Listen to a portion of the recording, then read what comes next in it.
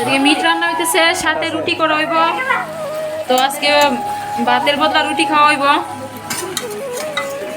দেখো আমার বরটা কত কষ্ট করে, যায় না যায় হেনে কষ্ট, ঠিক না? আনন্দ না, কষ্ট না। থ্যাংক ইউ বুঝার লাগিয়া। হ্যালো ফ্রেন্ডস, গুড মর্নিং সবাইকে। তো তোমরা সবাই কেমন আছো? আশা করি ভালো আছো। আর আমি কেমন আছি আমি মোটামুটি ভালো আছি। কারণ ফুল ভালো থাকা তো যায় না, তার লেগে মোটামুটি ভালো। তো এরকম ভালো থাকলে যথেষ্ট আমার জন্য, এত বেশি চাহিদা নাই আমার। তো বাকিটা ভালো ভগবান যখন রাখে তখন রাখবো, এটা একমাত্র ঠাকুর জানে। আজকের ব্লগটা স্টার্ট করতেছি সকাল 10টা থেকে। তো এক্ষণে আমার রান্নাটা মোটামুটি কমপ্লিট হয়ে গেছে।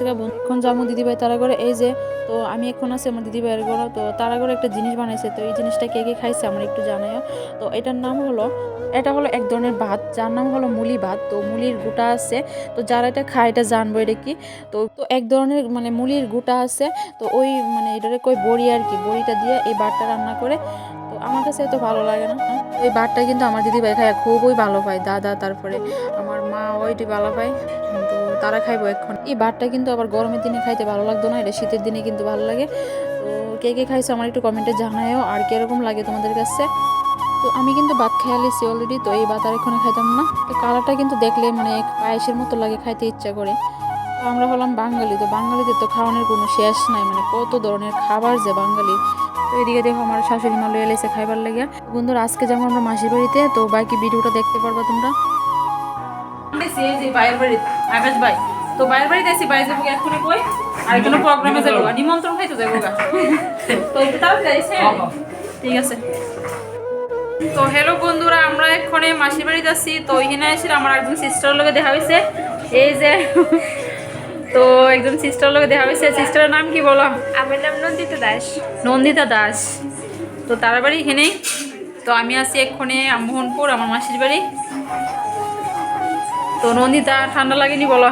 হ্যাঁ, ঠান্ডা লাগতেছে। বন্ধুরা এদিকে দেখো মাসির বাড়িতে গিয়ে সেরা পিঠা খাইতে পারলাম। তো ওইদিকে অনেকগুলি পিঠা আছে আর ডেকেও আছে অনেক কিছু। এই পিঠাটির নাম হলো সিদ্ধগুলি পিঠা, তারপরে পাটিসাপটা, তেলের পিঠা।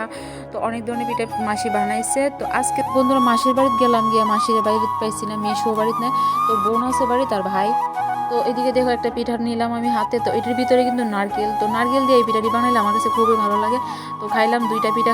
তো আমার বড়রাও দিলাম পিঠা, তো দুজনে মিলে খাইছি। তো ভালোই লাগছে। এদিকে দেখো রান্না করতেছে, আজকে রান্না করবো আমার বড় মশাই। এই যে এদিকে রেডি করা হইতেছে, তো আমি একটু রেডি করে দিচ্ছি, আমি বেশি করছি না। আর এদিকে দেখো আমার বোন আছে, তো আমার বোন আছে, তারা দুজনে মিলে রান্না করবো আজকে। তো দেখো বন্ধুরা এদিকে এসে আমার বোন, তার নাম হচ্ছে পাপিয়া। তো তাই একটু লজ্জা পায় আর কি, মোবাইলের সামনে আইতো, মানে ব্লগ করার ইচ্ছা আছে কিন্তু লজ্জা পায়, দেখে ব্লগ করতে পারে না। তো এদিকে রান্না করতেছে, এই যে মোটামুটি রান্না হয়ে গেছে।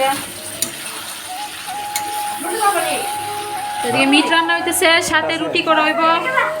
তো আজকে ভাতের বদলা রুটি খাওয়া হইব।